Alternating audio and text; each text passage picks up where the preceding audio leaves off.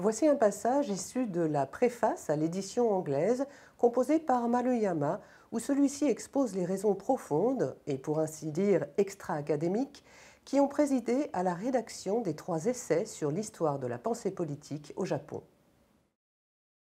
Dans le domaine de l'histoire, domaine qui inclut aussi l'histoire des idées, cette confrontation intellectuelle tourna autour de 2 questions, qui sont un peu comme les 2 faces d'un même médaillon.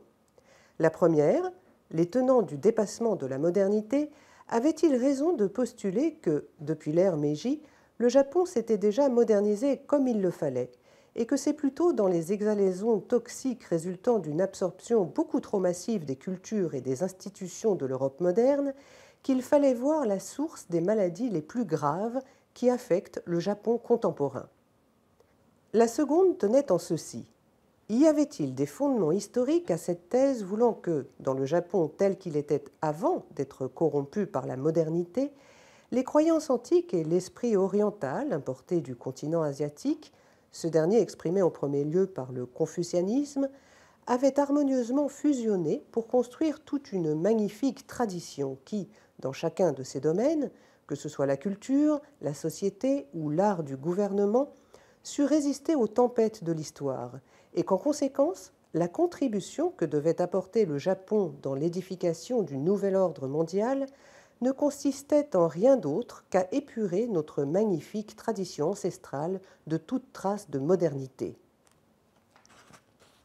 Le lecteur l'aura sans doute déjà remarqué. Notre choix d'un thème commun à ces 2 premiers essais, à savoir le développement d'un mode de réflexion moderne à l'époque des Tokugawa et l'évaluation du degré de maturation de celui-ci, a été traversé par une motivation qui déborde du souci purement académique, à savoir celle de résister, dans la spécialité qui est la nôtre, aux thèses prônant le dépassement de la modernité. En peu de mots, premièrement,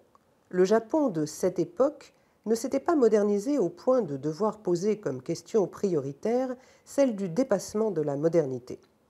À ce sujet, il suffisait de regarder, et ce sera notre réponse à la première question. Comment coexistait activement une technologie capable de construire des navires de guerre parmi les meilleurs du monde et le mythe national antérieur au XXe siècle, voulant que les souverains suprêmes du Japon fussent choisis pour l'éternité des temps par un oracle de la déesse Amaterasu. Deuxièmement, même avant l'ère Meiji, l'esprit oriental, soi-disant dénué de tout lien avec la modernité, n'était pas si monolithique et si exempt que cela de changements historiques pour devoir être magnifié comme il l'a été par les traditionalistes. La pensée de l'époque des Tokugawa aussi, si l'on s'arrête un peu aux courants qui l'ont parcouru en profondeur, pouvait être perçue sous l'aspect subspécie d'une évolution continue vers la modernité. Et c'est notre réponse à la deuxième question. Étayer historiquement ces 2 propositions était la tâche à laquelle nous nous étions attelés à cette période afin de répondre à cette impulsion dépassant le champ de la rationalité.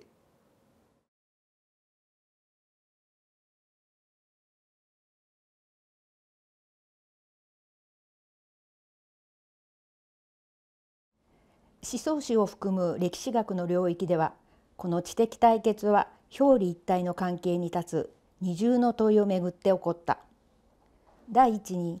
明治以後の日本はもはや十分に近代化されている。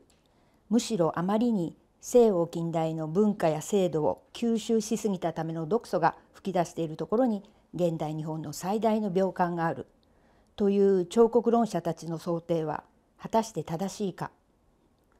第二に、近代に汚染される以前の日本には古代信仰と儒教をはじめアジア大陸渡来の東洋精神とが混然と融合して美しい伝統を形成し、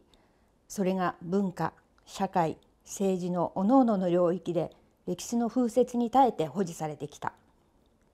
したがって今や我々の祖先の美しい伝統を近代から洗い清めることこそが世界新秩序の建設に対する日本の貢献でなければならぬという主張は果たして歴史的な根拠があるだろうかという2つの問いである。すでに読者が察したであろうように、本書の第1、第2章において徳川時代における近代的思考様式の成熟とその程度を測ることを一つの共通した主題とした規定には、近代の彫刻論に対し私自身の専門領域において対抗するという純粋にアカデミックな関心を超えた動機が横たわっていたのである。手短に言えば A、現代日本はすでに近代の彫刻が最大課題になるほど、それほど近代化されてはいない。そこには世界第一級の戦艦を作りうるほど高度に発達したテクノロジーがアマテラスの進捗によって日本の最高統治者が永遠に定められているという国家神話、20世紀以前の神話と共存し協力し得た。先の第一の設問に対するレスポンス。その反面において B、維新以前の時代においても伝統主義者が美化しているほどには近代と無縁な東洋精神が歴史的変化から免れて持続していたわけではない。徳川時代の思想も底流に着目すれば近代への引き続いた発展の層においてサブスピーシー捉えるのは可能である。第二の設問へのレスポンス。この A、B、2つの命題を歴史的に論証しようというのが当時の私を駆り立てた超合理的な衝動であった。